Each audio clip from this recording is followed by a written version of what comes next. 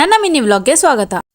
ಇವತ್ ಬೆಳಗ್ಗೆ ಎದ್ದು ನನ್ನ ರೊಟೀನ್ ಎಲ್ಲ ಮುಗಿಸಿ ಬ್ರೂನೋ, ಚಾರ್ಲಿ, ಮುನ್ನಿ, ಮಿಲ್ಲಿ ಮತ್ತೆ ಎಲ್ಲ ಮಕ್ಳಿಗೂ ತಿಂಡಿ ಕೊಟ್ಟು ನಾವು ವಾಪಸ್ ಬರೋವರೆಗೂ ಹುಷಾರು ಅಂತ ಬಾಯ್ ಹೇಳಿ ಒಂದೊಂದ್ ಜೊತೆ ಬಟ್ಟೆನ ಬ್ಯಾಗ್ ಹಾಕೊಂಡು ನಾವು ಹೊರಟಿದ್ದು ರಾಮನಾಥ್ಪುರಕ್ಕೆ. ಅಲ್ಲಿಗೆ ಹೋಗ್ತಿದಂಗೆ ಸೀದಾ ನಾವು ಹೋಗಿದ್ದೆ ಹೊಳೆ ಹತ್ರ. ತುಂಬಾ ಬಿಸಿಲಿದ್ರಿಂದ ನೀರಲ್ಲಿ ಜಾಸ್ತಿ ಹೊತ್ತು ಆಟಾಡೋದ ಅಂತ ಅನ್ಕೊಂಡು, ಆದ್ರೆ ನಾವು ಹೋಗಿದ್ದ ಟೈಮ್ಗೂ ದೇವಸ್ಥಾನ ಬಾಗ್ಲಾಕೋ ಟೈಮ್ಗೂ ಜಾಸ್ತಿ ಗ್ಯಾಪ್ ಇರ್ಲಿಲ್ಲ. ಅದಕ್ಕೆ ಬೇಗ ಸ್ನಾನ ಮಾಡ್ಕೊಂಡು ಅಲ್ಲೇ ಹೊಳೆ ಹತ್ರ ಇರೋ ನಂದಿಗೆ ಮೊದಲನೇ ಪೂಜೆನೂ ಮಾಡಿ ಮುಗಿಸ್ತು. ಅದಾದ್ಮೇಲೆ ಅಲ್ಲೇ ಡ್ರೆಸ್ ಚೇಂಜ್ ಮಾಡಕ್ಕೆ ಅಂತ ಕಟ್ಟಿರೋ ಶೆಡ್ಗೆ ಬಟ್ಟೆ ಚೇಂಜ್ ಮಾಡೋಣ ಅಂತ ಹೋದ್ರೆ ಶೆಡ್ನೆಲ್ಲ ಕೂಲ್ಗೆಡ್ಸ್ ಮಾಡ್ಕೋರೆ. ಈ ಜನಗಳಿಗೆ ಏನ್ ಬಂದೈತೋ ಗೊತ್ತಿಲ್ಲ, ಅವ್ರು ಇಕ್ಕೊಂಡಿ ಬಿಚಾಕಿ ಬಟ್ಟೆನೆಲ್ಲ ಶೆಡ್ ತುಂಬಾ ಬಿಸಾಕ್ಬಿಟ್ಟು ಹೋಗೋರೆ. ಈ ಜನಗಳಿಗೆ ಯಾವಾಗ ಬುದ್ಧಿ ಬರುತ್ತೋ ಅಂತ ಅನ್ಕೊಂಡು ದೇವಸ್ಥಾನದ ಕಡೆ ಹೊರಟು. ಬಿಸಿಲು ಹೆವಿ ಇದ್ದಿದ್ರಿಂದ ನನ್ ತಂಗಿ ಯಾವ ತರ ಹಿಂಗಿತ್ತು. ಹೊಳೆಯಿಂದ ಮೆಟ್ಲತ್ಕೊಂಡು ಈಚೆ ಬರ್ತಿದ್ದಂಗೆ ನಮಗ್ ಸಿಗದೆ ಆಂಜನೇಯ ಸ್ವಾಮಿ ದೇವಸ್ಥಾನ. ಆಂಜನೇಯ ಸ್ವಾಮಿ ದರ್ಶನ ಮಾಡ್ಕೊಂಡು ಅದ್ರ ಎದುರುಗಡೆನೆ ಅರಳಿಕಟ್ಟೆಲಿರೋ ನಾಗರ್ಕಲ್ಗಳಿಗೆಲ್ಲ ಹಾಲೆರ್ದು ಪೂಜೆ ಮಾಡ್ದು. ಮತ್ತೆ ಅಲ್ಲಿಂದ ಒಂದ್ 5-10 ಹೆಜ್ಜೆ ನಡೆದ್ರೆ ಸಿಗೋ ಅಗಸ್ತೇಶ್ವರ ಸ್ವಾಮಿ ದೇವಸ್ಥಾನಕ್ಕೆ ಹೋದು. ಅಲ್ಲಿ ದೇವ್ರ ಕೈ ಮುಗ್ದು ಆಚೆ ಬರ್ತಾ ಟಿಪಿಕಲ್ ಲಿಂಗಾಯತ್ರ ತರ ವಿಭೂತಿ ಹಚ್ಕೊಂಡು ಆಚೆಗೆ ಬಂದು ಅಲ್ಲಿಂದ ನೆಕ್ಸ್ಟ್ ನಾವು ಹೋಗಿದ್ದು ಪಟ್ಟಾಭಿರಾಮ ದೇವಸ್ಥಾನಕ್ಕೆ. ಅಲ್ಲಂತೂ ದೇವ್ರನ್ನ ಫುಲ್ ಹತ್ರದಿಂದ ಝೂಮ್ ಅಲ್ಲಿ ನೋಡಿ ಬೇಡ್ಕೊಂಡ್ ಬಂದಿದ್ದಾಯ್ತು. ಅಲ್ಲಿಂದ ನಾವು ನೆಕ್ಸ್ಟ್ ಹೋಗಿದ್ದೆ ಮೇನ್ ದೇವಸ್ಥಾನ ಸುಬ್ರಹ್ಮಣ್ಯ ಸ್ವಾಮಿ ದೇವಸ್ಥಾನಕ್ಕೆ.